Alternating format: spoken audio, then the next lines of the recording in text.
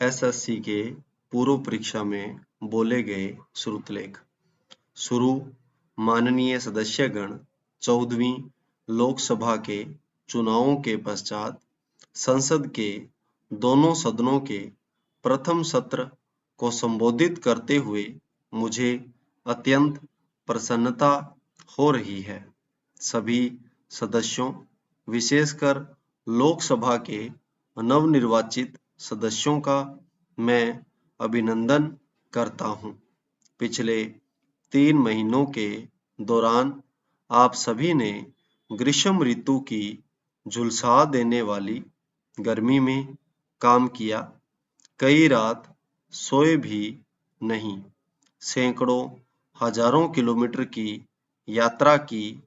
हजारों मतदाताओं से मिले और उन्हें बताया कि किस प्रकार आप लोगों और देश के भविष्य को संवारेंगे। इस गरिमामयी संस्था के लिए आपके सफल निर्वाचन पर मैं आप सभी को बधाई देता हूं। इससे पहले कि हमारे समक्ष माननीय सदस्य चुनौतियों की चर्चा की जाए, मैं भारत के निर्वाचन आयोग को बधाई देना चाहूंगा, जिसने पहली बार सभी मतदान केंद्रों पर इलेक्ट्रॉनिक वोटिंग मशीन का उपयोग करते हुए लोकसभा के चुनाव सुचारू रूप से संपन्न कराए। इस शताब्दी के पहले आम चुनाव परिवर्तन की लोकतांत्रिक प्रक्रिया में हमारे लोगों के दृढ़ विश्वास को दर्शाते हैं। इन चुनावों में प्रजातंत्र का खुला हुआ रूप देखने को मिला है। चुनावों के निष्कर्ष आर्थिक, सामाजिक और सांस्कृतिक समावेश के लिए जनता की अलगाववादी ताकतों को नकारने के सूचक हैं। जनता का यह फैसला विधि सम्मत शासन लाने और धर्मनिरपेक्ष विचारधारा को सुदृढ़ करने के लिए है। यह सरकार जनादेश द्वारा दर्शाई गई आकांक्षाओं को दूर करने के लिए सही परिवेश प्रदान करने हेतु वचनबद्ध है। वाम और अन्य समान विचारधारा वाले दलों द्वारा संयुक्त प्रगतिशील गठबंधन का साझा न्यूनतम कार्यक्रम, इस कार्यक्रम को कार्यान्वित करने और संयुक्त रूप से अधिक कार्य निष्पादन के लिए इसे आधार बनाने हेतु सभी भागीदारों की प्रतिबद्धता को दर्शाता है। राष्ट्रीय विकास से संबंधित विचार विमर्शों में आपकी सक्रिय भागीदारी तथा विकास कार्यक्रमों के क्रियान्वयन में आने वाली सभी समस्याओं का समाधान करने के आपके दृढ़ संकल्प के द्वारा ही हम करोड़ों लोगों के चेहरे पर मुस्कान लाने के लक्ष्य को पाने में सफल होंगे। साझा न्यूनतम कार्यक्रम इस सरकार की प्राथमिकताओं की मूल दिशा को दर्शाता है। अगले 5 वर्षों के दौरान सरकार इन कार्यक्रमों को कार्यान्वित करने के लिए निष्ठापूर्वक प्रयास करेगी।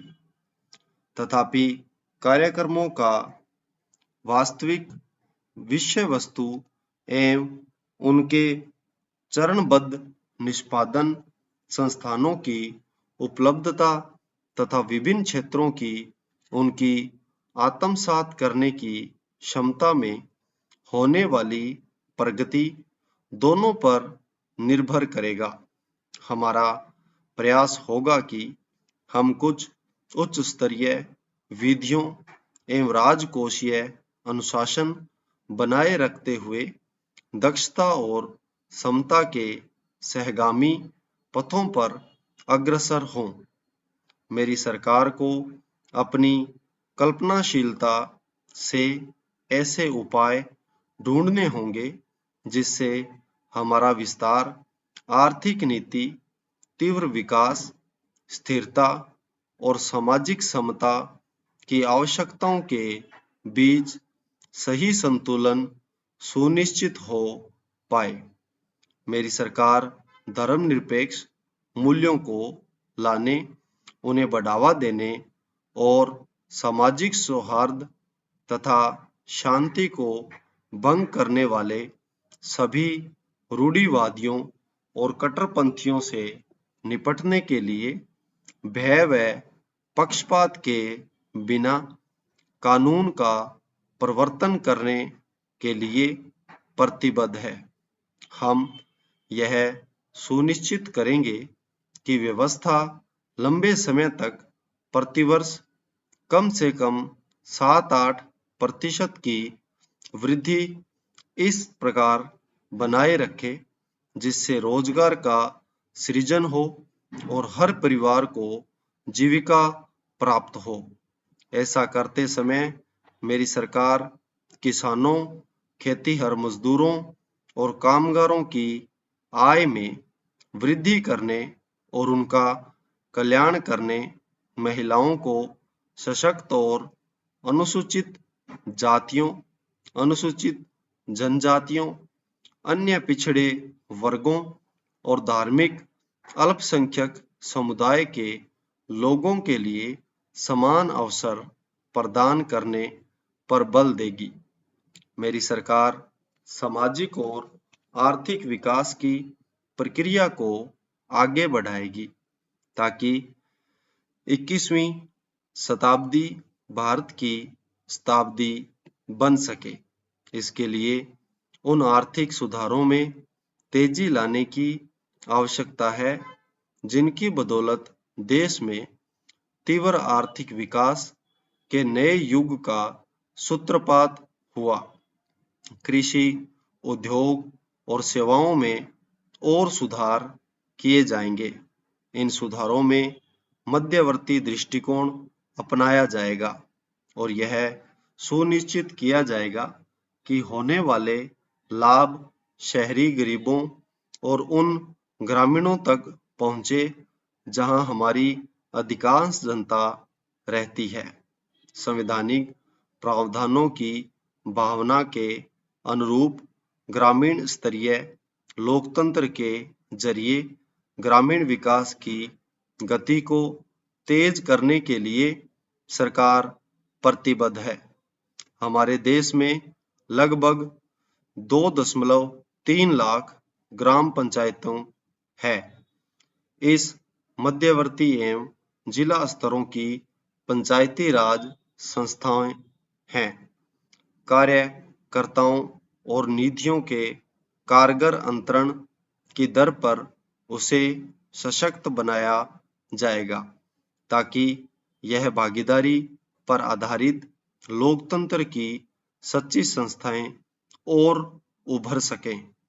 ग्रामीण सभा को पंचायती राज प्रणाली की नींव के रूप में उभारने के लिए सशक्त बनाया जाएगा। सरकार यह सुनिश्चित करेगी कि गरीबी और ग्रामीण विकास कार्यक्रमों की सभी निधियां पंचायती निकाय को सुविधा उपलब्ध कराई जाए ताकि वे लोगों की बेहतर सेवा कर सकें। इस प्रकार की निधियों के प्रभावी उपयोग के लिए समुचित दिशा निर्देश तैयार किए जाएंगे।